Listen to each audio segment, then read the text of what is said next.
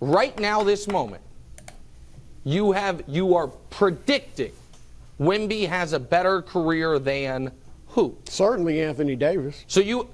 Without question. So if he's Anthony Davis, with these expectations, if he's Anthony Davis, that's a disappointment. Right, but no, with these expectations, if he's Shaq or Duncan, it's a disappointment. No, okay. No, it is. They expect him to be the best player in the league by year 3. Okay. You just said Kareem. Here's what I'm saying. These are my expectations for him. One of the best players ever.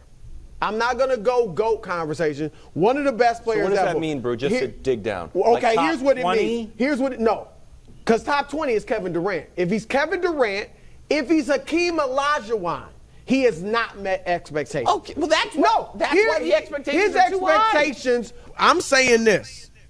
Now again, I haven't seen him up close and personal. I'm going off the hype. I mean, again, I've seen film, videos, all that. But I'm going largely off the hype. If he's Hakeem Olajuwon, if he's Anthony Davis, that's a disappointment.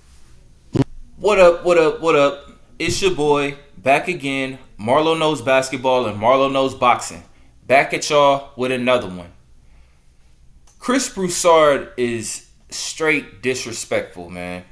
I hate to come at another brother that's from Cleveland like this, but he's disrespectful and he don't know what he's talking about. I mean, first of all, Victor Wembanyama has a career like Kevin Durant. That's not a disappointment.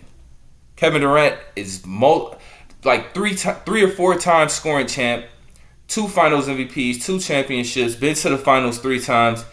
That's not a disappointment. If he does have a career like Anthony Davis, I do agree.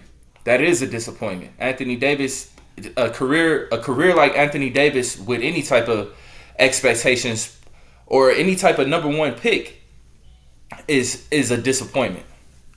But to say if he has a career like Hakeem Olajuwon is a disappointment, boy, you must be out your mind.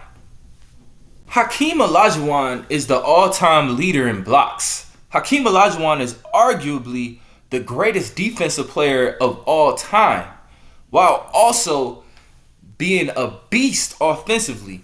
Probably the biggest bag that we've ever seen from a center. The best footwork, the best fadeaway, the best post game that we've ever seen from a center.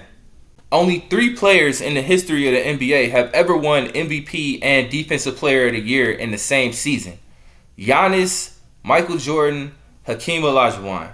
And unlike Giannis and Michael Jordan, Hakeem Olajuwon also won the championship and Finals MVP that same year. He's the only player in history to win MVP, Defensive Player of the Year, the championship, and Finals MVP all in the same year. And you're saying it's a disappointment if Victor Wembanyama has a career like him? And then you have the nerve to say it's not a disappointment if he has a career like Duncan or Shaq, when Hakeem Olajuwon has a strong argument against either one of them.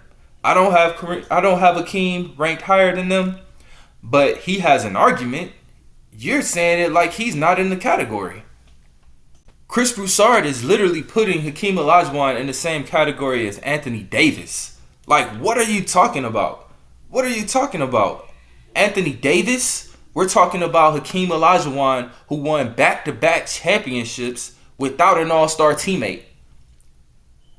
He's the only player ever to do that as well in history. Hakeem Olajuwon is a perennial top 10 player of all time. There's no way that Hakeem Olajuwon is not top 10 player. And you're sitting here saying that it's a disappointment if Victor Wembanyama has a career like him? A disappointment? Well, I guess you're going to be disappointed then. Victor Wembanyama has already played 1 year. He's already played his rookie season. So we have some type of comparison that we can make. The Spurs record in the 2022-2023 season, the year before they got Victor Wembanyama, was 22-60. 22-60 was their record the year before they got Victor Wembanyama. You're saying that this kid is supposed to be the greatest player of all time by the end of his career, or it's a bust. Well, it's already a bust. The 2023-2024 Spurs, the year they got Victor Wembanyama, had the exact same record as they had the year before. 22-60. No better, no worse. He didn't change the team at all. There was no impact. And people were saying he should have been Defensive Player of the Year. How you gonna be defensive? How you gonna be the best defensive player in the league when you're added to the team and the team does no better than they did without you, with you? How are you the best defensive player in the league when you're so-called the best defensive player in the league, but you're not impacting winning? But Hakeem did. The Houston Rockets record before they got Hakeem, the year before they got Hakeem Olajuwon, was 29-53. And that was the 1983-1984 season. Now, the next year, when Hakeem Olajuwon is added to the team, the Rockets went from 29 wins to 48 wins. So Hakeem Olajuwon impacted winning right out the gate. And you're saying that it's going to be a failure if he's not better than Hakeem Olajuwon. Well, it's already a failure then. It's already a failure.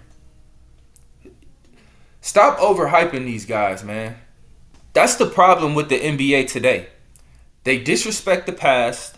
They disrespect the legends. And everybody's just a prisoner of the moment. You hyping this guy up, and then when he fails, he's gonna be looking like Ben Simmons or somebody, because y'all keep putting these expectations on these guys and disrespecting legends and saying these new guys are supposed to just automatically be better than them because they're the new guys. Whatever happened yesterday is not always the best thing to ever happen. Most of the time, it's never the best thing that ever happened. Because if you look throughout history, there's always going to be a bunch of players that were better than what we're seeing today. And that's just been lost, like, especially in the NBA. The greats, the legendary past eras are completely disregarded and disrespected.